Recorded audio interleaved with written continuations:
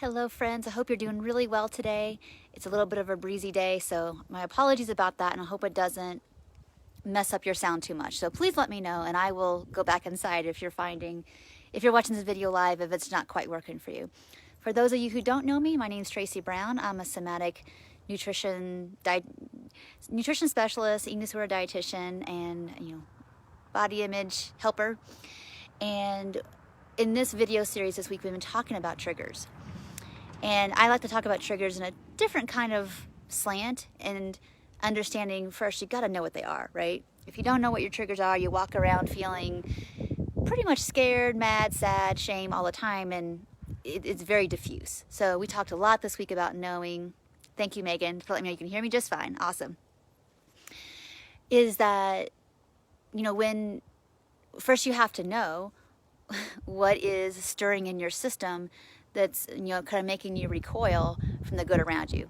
So we also talked Wednesday about, okay, so you know your triggers.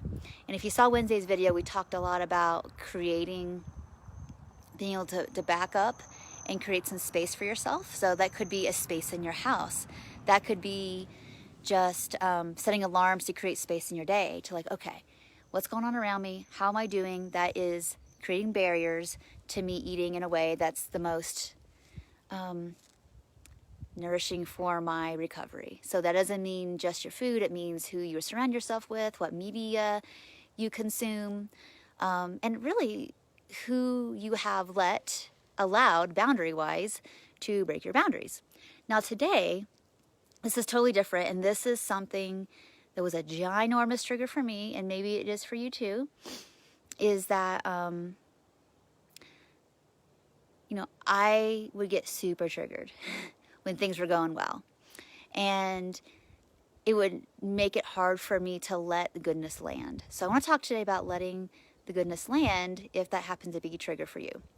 And so why is that? So real quickly, what that means for most people, and we're gonna start some series over the course of this late summer and fall about our barriers to slowing down, our barriers to knowing what we need and want to eat, our barriers into reaching for it, and our barriers into literally grasping and pulling and letting ourselves digest our life experiences, and knowing the difference between making ourselves consume things that aren't good for us. And I'm not just talking about food here. I'm talking about life and thinking that that's all you get. So we're going to talk more about that. But this topic is going to relate to every one of those, because sometimes if you don't feel like you deserve good things happening, or to keep good things in your life, or for even a lot of people, I don't love using these words, but this is something that I know is common language, is self-sabotage.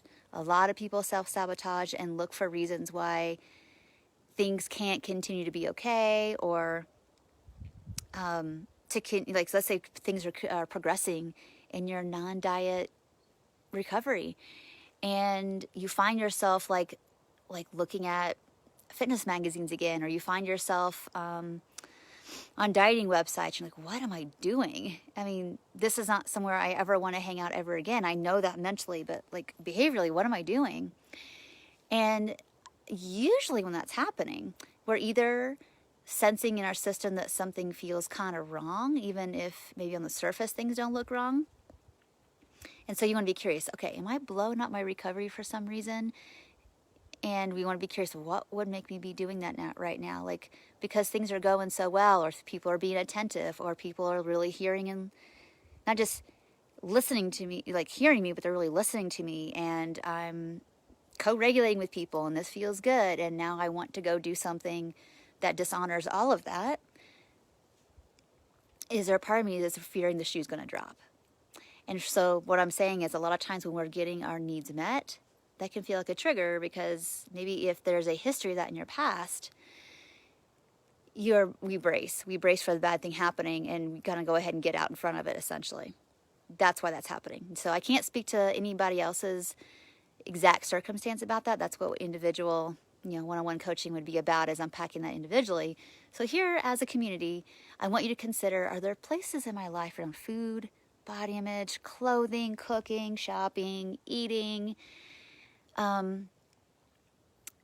relationships, around, you know, connection, movement, all the things that you know, basically trauma recovery, all the things that I know that are in my wheelhouse.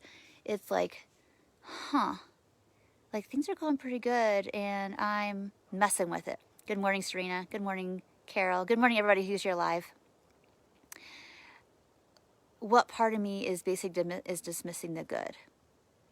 And that's what we want to work with. So we're going to work with that more over the course of the coming weeks. I do consider these videos basically training videos. So I hope you take notes. I really hope you take action on these things because, again, I'm not here to be screaming in the wind. It's more about people are often really looking for support, want more connection, want more getting grounded, but we've got to take action. You can't just be hearers. We want to be doers, right? So really important that you take the time to look at, like, where in my life might I be dismissing or not ingesting and letting myself be fully satisfied by the good things that are happening or the care that I have or the things that are going right. And, you know, take some time this weekend. Take some time this weekend to really let some good stuff land and see what happens in your system and how that impacts your food. I would love to hear how that goes for you in the comments below. Good morning, Kelly. I would love to hear how that's going for you if you do these exercises in the comments below. So until then, I hope you have a really great weekend. I am totally open to some more, you know, listener and reader, you know, topic request. So you can put it below. You can message me. You can email me, and I'll be getting on those. But otherwise, I hope you have a really great weekend. Last thing before I hop off, that I would just want to remind everybody that our peaceful eating community is always open for people who want a very, very brave, action-oriented to make progress, you know, space. We do lots of live calls, lots of audios, you know, very pragmatic things to work on. So we do a little bit of everything. We do the pragmatic around food and movement and somatic work, and we also do the co-regulatory work of just meeting together to move through what it is that we're moving through. So if you're interested, the link will be below as well. So I will talk to you all real soon in next week's video, and have a great weekend, and bye for now.